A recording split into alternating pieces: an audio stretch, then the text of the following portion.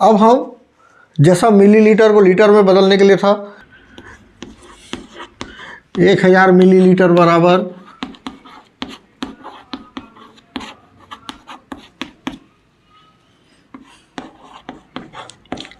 1 litre, तो वैसे 2000 millilitre बराबर हम बच्चों से बात कर सकते हैं इस बारे में कि 2000 मिलीलीटर बराबर कितने लीटर हो जाएंगे, तो वो बता सकते हैं बिल्कुल 2 लीटर होगा, है ना। ऐसे ही हम उनसे बात करते करते 3000 मिलीलीटर बराबर कितना लीटर होगा, 3 लीटर, 4000 मिलीलीटर बराबर कितना लीटर होगा, 4 लीटर। हम इस तरीके से उसको धीरे धीरे करके हम उनसे ही इस उत्तर को हम लीटर में बदलने को हम लोग निकाल सकते हैं।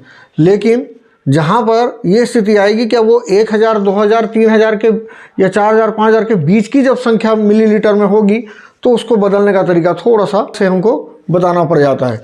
जैसा हमारे अभ्यास में पुस्तिका में भी है, 5750 मिलीलीटर को यदि हमको लीटर में बदलना होगा तो हमको, चूँकि हज़ार में ही हमारे मिलीलीटर और लीटर में संबंध है आपस में जिस तरीके का, तो हम इसमें से 1000 वाली जो संख्या है उसको हम लोग हटा लेंगे।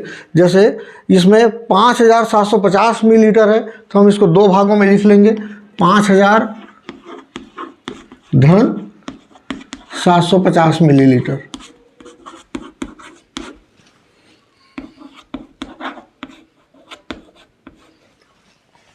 अब ये 5000 है और 750 है।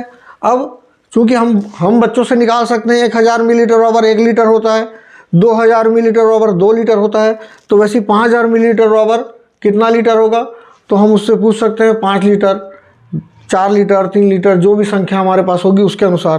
तो यहाँ 5000 है तो ये 5 लीटर हो जाएगा, लेकिन निकालने का तरीका तो वही है ना, कि 5000 गुणित 1/1000 लीटर धन 750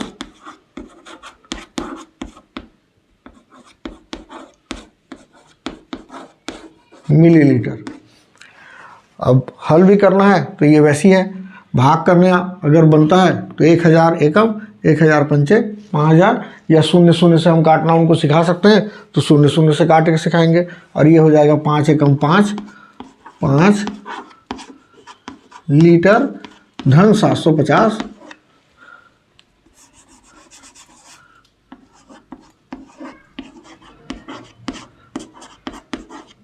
मिलीलीटर।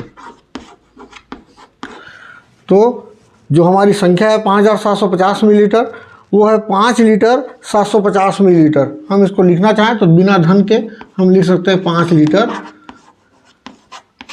750 मिलीलीटर।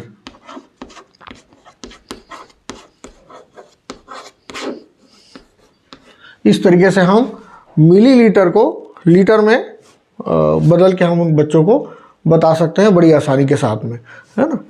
अब यहीं से हम लोग एक आध कोई इबारती प्रश्न को ले लेते हैं, क्योंकि बाकी प्रश्न तो जोड़ घटाने वाले बिल्कुल सामान्य हैं, जैसे रहते हैं वैसी हैं, लेकिन इबारती प्रश्न को लेकर हम एक आध सवाल हम लोग हल करके देख लेते हैं कि किस तरीके से हमको उसे हल करना होगा।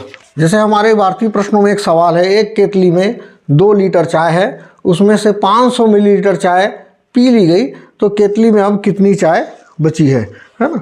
जब हम इबारती प्रश्न करते हैं तो हम कई बार बच्चों को बताते हैं कि जहाँ पर निकाल ली गई वाली स्थिति आती है तो उसे हमें घटाना पड़ता है ना, या फिर हम शब्दों के आधार पर भी बताते हैं कि कितना बचा, कितना शेष रहा। ऐसे कोई प्रश्न अगर उसमें रहते हैं तो हम लोग उसे घटाते हैं। लेकिन यहाँ बच्चों को सवाल को वाक्यों के आधार पर अगर हम लोग समझा लेते हैं खाली शब्दों को छोड़कर, तो ज़्यादा अच्छा होता है। जैसे ये वाला सवाल है, एक केतली में 2 लीटर चाय है ना, तो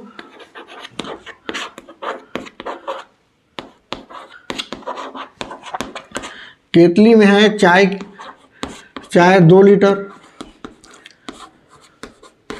है ना।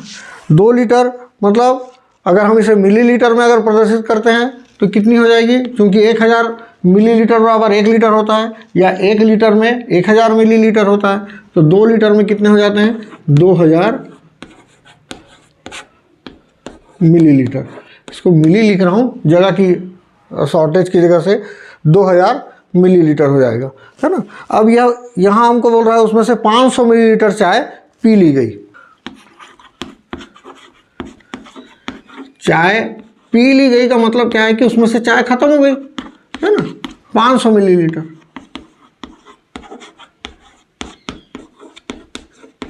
चाय पी ली गई है 500 मिलीलीटर, मतलब इतनी चाय उसमें से ख़त्म हो गई है। बाकी जो बचेगी उसके हमें निकालना है। और बचेगी निकालने का मतलब है अब हमें इसे घटाना पड़ेगा। तो हम 2000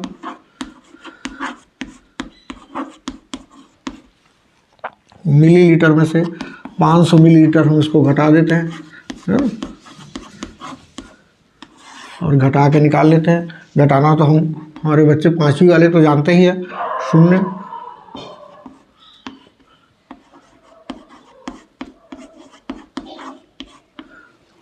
1500 मिलीलीटर।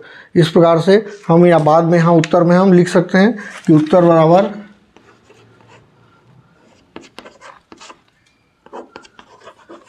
केतली में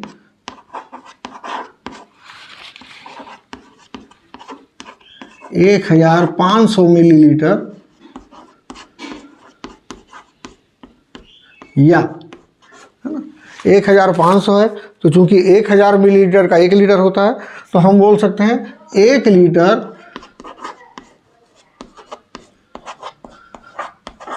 500 मिलीलीटर।